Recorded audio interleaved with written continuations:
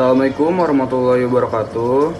Sebelumnya perkenalkan, nama saya Alif Bintang Islami dengan nomor induk mahasiswa 18020091. Di sini saya akan membuat video mengenai AMDAL.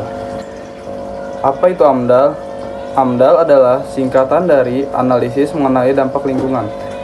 Dalam peraturan pemerintah nomor 27 tahun 1999 tentang analisis mengenai dampak lingkungan, disebutkan bahwa AMDAL merupakan kajian mengenai dampak besar dan penting untuk pengambilan keputusan suatu usaha atau kegiatan yang direncanakan pada lingkungan hidup yang diperlukan bagi proses pengambilan keputusan tentang penyelenggaraan usaha atau kegiatan. AMDAL sendiri merupakan suatu kajian mengenai dampak positif dan negatif dari suatu rencana kegiatan atau proyek yang dipakai pemerintah dalam memutuskan apakah suatu kegiatan atau proyek layak atau tidak layak di lingkungan. Kajian dampak positif dan negatif tersebut biasanya disusun dengan mempertimbangkan aspek fisik, kimia, biologi, sosial ekonomi, sosial budaya, dan kesehatan masyarakat. Suatu rencana kegiatan dapat dinyatakan tidak layak lingkungan jika berdasarkan hasil kajian AMDAL, dampak negatif yang ditimbulkannya tidak dapat ditanggulangi oleh teknologi yang tersedia. Demikian juga jika biaya yang diperlukan untuk menanggulangi dampak negatif lebih besar daripada manfaat dan dampak positif yang akan ditimbulkan, maka rencana kegiatan tersebut dinyatakan tidak layak di lingkungan. Suatu rencana kegiatan yang diputuskan tidak layak di lingkungan tidak dapat dilanjutkan pembangunan. Bentuk hasil kajian AMDAL berupa dokumen AMDAL yang terdiri dari 5 dokumen. Yang pertama, dokumen kerangka acuan analisis dampak lingkungan hidup atau KA AMDAL. Yang kedua, dokumen analisis dampak lingkungan hidup atau ANDAL. Yang ketiga, dokumen rencana pengelolaan lingkungan hidup atau RKL. Yang keempat, dokumen rencana pemantauan lingkungan hidup atau RPL. Yang terakhir, yang kelima, dokumen ringkasan eksekutif. Kerangka acuan analisis dampak lingkungan hidup atau KA ANDAL. KA ANDAL adalah suatu dokumen yang berisi tentang ruang lingkup serta kedalaman kajian ANDAL. Suatu lingkup kajian AMDAL meliputi penentuan dampak-dampak penting yang akan dikaji secara lebih mendalam dalam AMDAL dan batas-batas studi AMDAL. Sedangkan kedalaman studi berkaitan dengan penentuan metodologi yang akan digunakan untuk mengkaji dampak, penentuan ruang, dan kedalaman kajian ini merupakan kesepakatan antara pemrakarsa kegiatan dan komisi penilaian AMDAL melalui proses yang disebut dengan proses pelingkupan. Selanjutnya, analisis mengenai dampak lingkungan hidup. AMDAL adalah dokumen yang berisi telaah secara cermat terhadap dampak penting dari suatu rencana kegiatan.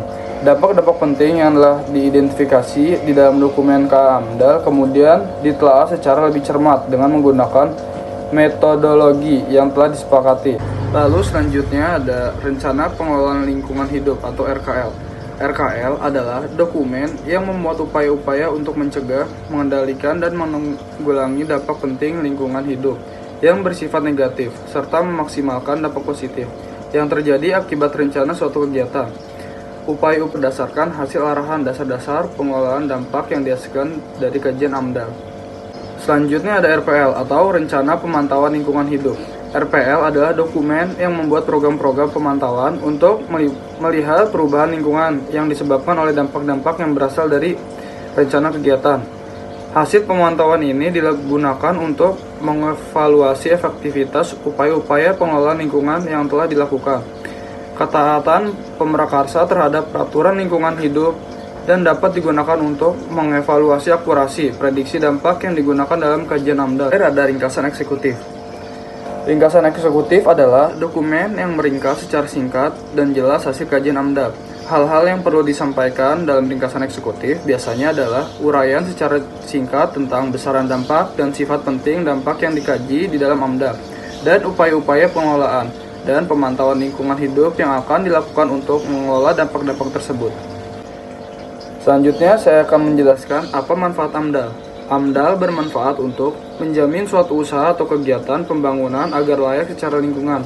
Dengan AMDAL, suatu rencana usaha atau kegiatan pembangunan diharapkan dapat meminimalkan kemungkinan dampak negatif terhadap lingkungan hidup dan mengembangkan dampak positif, sehingga sumber daya alam dapat dimanfaatkan secara berkelanjutan atau sustainable. Selanjutnya di sini saya akan menjelaskan perihal pemangku kepentingan AMDAL.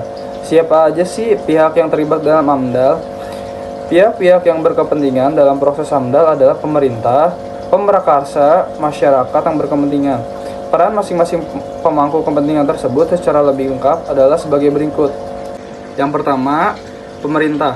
Pemerintah berkewajiban memberikan keputusan apakah suatu rencana kegiatan layak atau tidak layak di lingkungan. Keputusan kelayakan lingkungan ini dimaksudkan untuk melindungi kepentingan rakyat dan kesesuaian dengan kebijakan pembangunan berkelanjutan.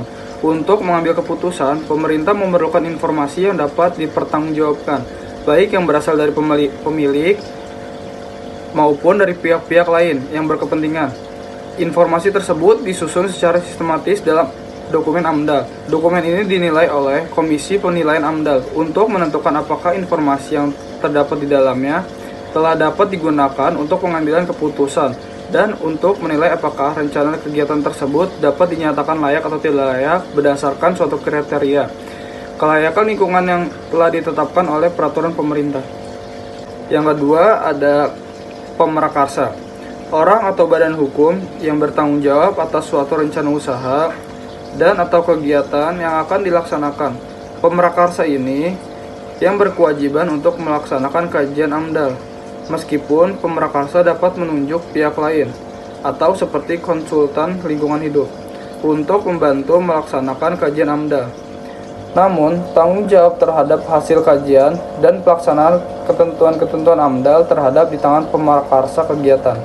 Yang ketiga, ada masyarakat yang berkepentingan. Masyarakat yang berkepentingan adalah masyarakat yang terpengaruh oleh segala bentuk keputusan dalam proses AMDAL.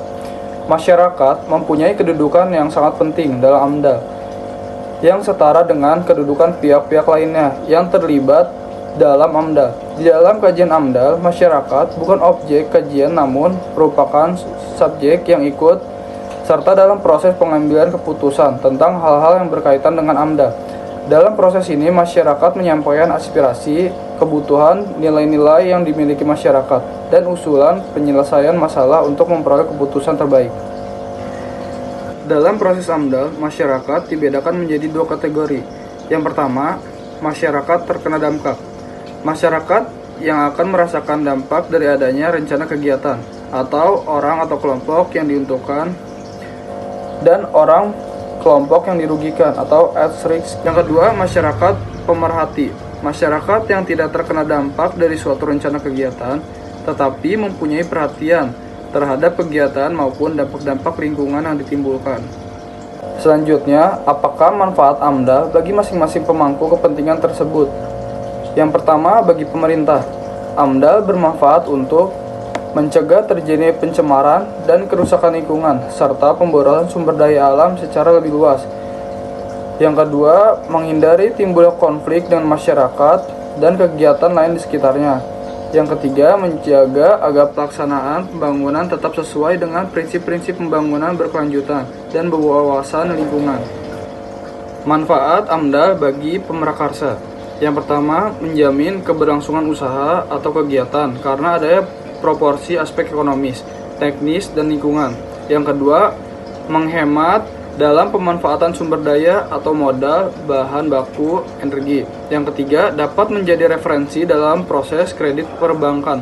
Yang keempat, memberikan panduan untuk menjalin interaksi saling menguntungkan dengan masyarakat sekitar, sehingga terhindar dari konflik sosial yang saling merugikan. Yang kelima, sebagai bukti ketaatan hukum, seperti perjanjian. Mungkin itu saja yang dapat saya jelaskan.